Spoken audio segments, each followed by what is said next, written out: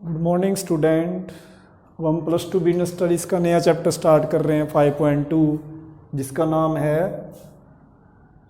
संगठन ढांचा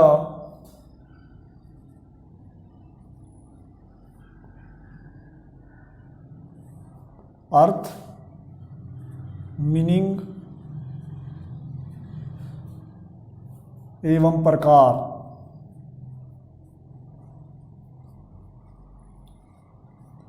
इस चैप्टर में हम संगठन ढांचे का मीनिंग पढ़ेंगे और उसके टाइप्स के बारे में बात करेंगे।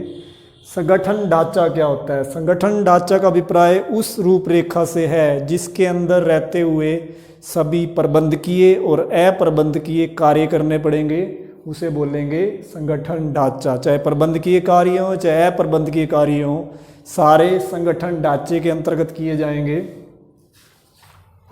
अब हम करते हैं संगठन ढांचा के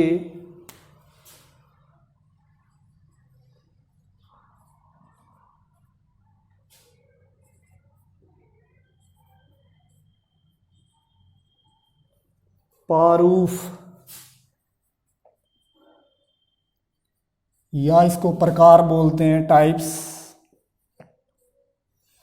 संगठन ढांचा के प्रारूप बोल सकते हैं, टाइप्स बोल सकते हैं, प्रकार बोल सकते हैं। इसमें 4 टाइप्स हैं। नंबर 1 कार्यात्मक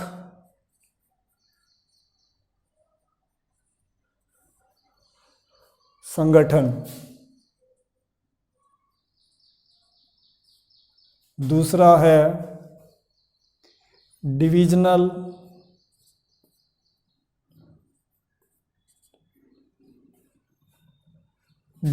संगठन,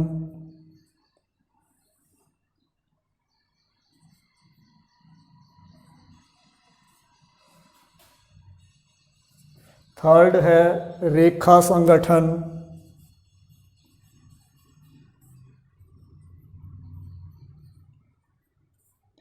और फोर्थ है रेखा एवं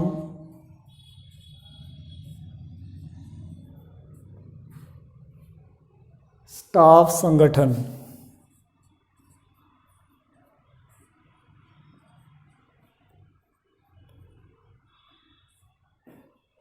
अब जो ये चारों प्रारूप दे रखे हैं, ये चारों के चारों औपचारिक संगठन के अंतर्गत आते हैं।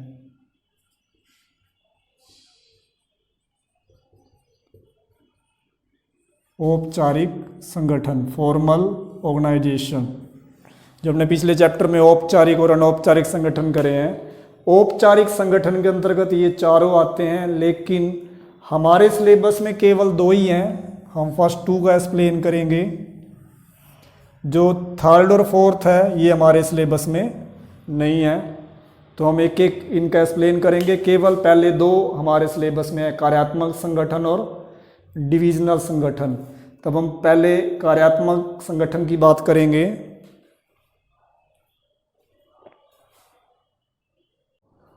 तो हम नंबर 1 करते हैं अपना कार्यात्मक संगठन।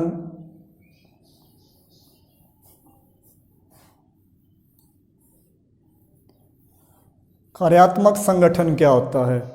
इसका अभिप्राय पूरे उपक्रम को उसके द्वारा की जाने वाली मुख्य क्रियाओं या कार्यों के आधार पर विभाजित करने से, हमारी पूरी इंडस्ट्री को, पूरे उपक्रम को, पूरे एंटरप्राइजेस को जो उनके द्वारा कार्य किए जाएंगे, क्रियाएं की जाएंगी, एक्टिविटी की जाएंगी, उसके आधार पर उनका विभाजित किया जाएगा, उनके आधार पर उनका विभाजन किया जाएगा, डिवीजन किया जाएगा, उसे बोलेंगे कार्यात्मक संगठन, कार्यों के आधार पर। अब हम इसके करते हैं कार्यात्मक संगठन के लाभ, कि हमें कार्यात्मक संगठन से क्या क्या लाभ हो रहे हैं।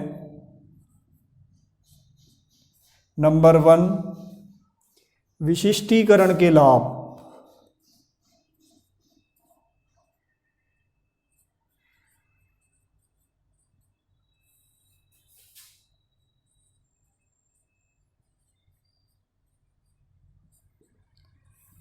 विशिष्टीकरण का मीन्स ये हो गया कि जो व्यक्ति जिस काम को करने के योग्य है उसे वही काम सौंप दो, बार बार उस काम को करेगा, उसमें विशेषज्ञ हो जाएगा। इसे संस्था को विशिष्टीकरण के लाभ होंगे, क्योंकि कार्यात्मक संगठन में मुख्य क्रियाओं को अनेक क्रियाओं में अनेक विशेषज्ञ को नियुक्त कर दिया जाता है कि एक विशेषज्ञ एक कार्य संभालेगा और वो व्यक्ति उसमें निपुण हो जाता है, तो संस्था को विशिष्टीकरण के लाभ मिल जाते हैं। दूसरा है समन्वय की स्थापना।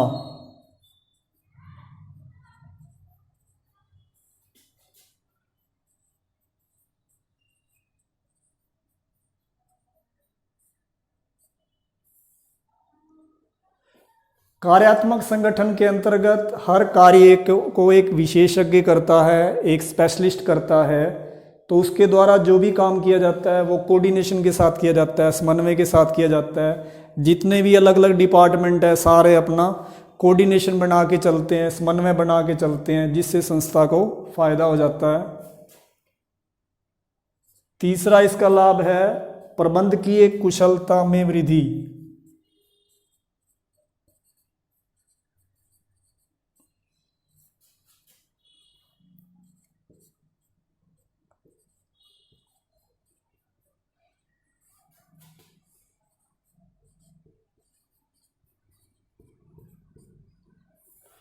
कार्यात्मक संगठन के अंतर्गत पूरे कार्य को अलग अलग पार्ट्स में बांट रहे हैं हम। इससे क्या होगा कि हर व्यक्ति को एक एक अपना काम दिया जा रहा है, एक एक विभाग दिया जा रहा है, और उस विभाग में बार बार वो उस कार्य को करेगा। बार बार अगर उस कार्य को करेगा तो उस कार्य में निपुण हो जाएगा, दक्ष हो जाएगा, तो उसकी जो प्रबंधकीय कुशलता है, मैनेजीरियल एफिशिएंसी, वो उसकी बढ़ जाएगी।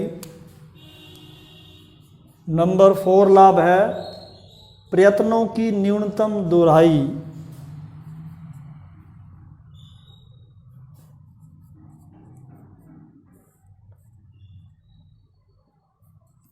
प्रयत्नों की न्यूनतम दोहराई।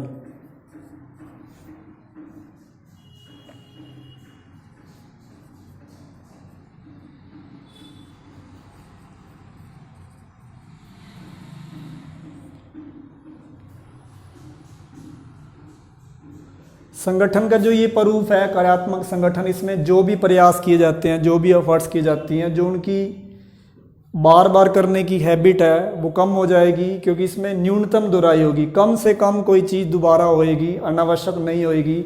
इसलिए इसमें जो प्रयास किए जाएंगे वो एक बार किए जाएंगे, उनको बार बार नहीं किया जाएगा। न्यूनतम दोहराई मतलब मिनिमम उनका कम डबल होएंगे। मतलब जो भी इसमें प्रयास करेगा, एक व्यक्ति को जैसे हमने एक डिपार्टमेंट संभाल दिया वित्त विभाग, तो वित्त विभाग पर ही सारा काम करेगा, उसे 2 विभाग अलग से नहीं बनाने पड़ेंगे। जैसे हमने एक डिपार्टमेंट बना दिया फाइनेंस डिपार्टमेंट, वित्त विभाग, तो उसका कार्य हमने वित्त प्रबंधक को दे दिया। अब 2 या अधिक विभाग बनाने की आवश्यकता ही नहीं है, केवल एक विभाग होगा हर काम के लिए। तो इसलिए प्रयत्नों का न्यूनतम दोहराई होगी।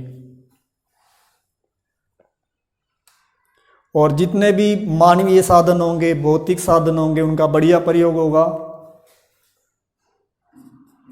नंबर 5 लाभ है इसमें प्रशिक्षण में सहायक।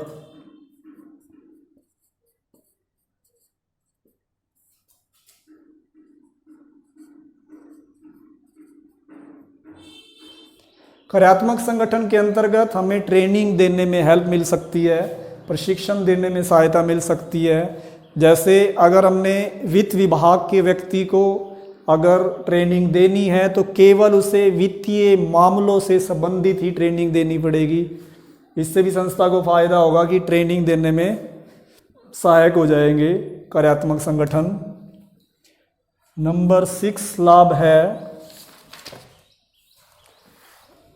सभी कार्यों को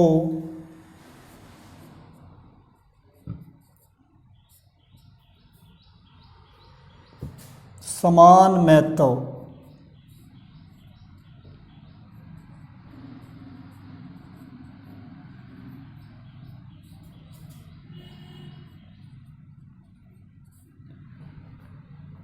सभी कार्यों को समान महत्व, equal importance to all functions. कार्यात्मक संगठन के अंतर्गत जितने भी कार्य किए जाएंगे उन सब को समान महत्व देने की कोशिश की जाएगी कि सबको समान महत्व मिले। क्योंकि कार्यात्मक संगठन के अंतर्गत आपको बताया कि जितने भी कार्य किए जाते हैं संस्था में, उसी आधार पर एक संगठन ढांचा तैयार किया जाता है। तो ये आपका कार्यात्मक संगठन के लाभ हो गए।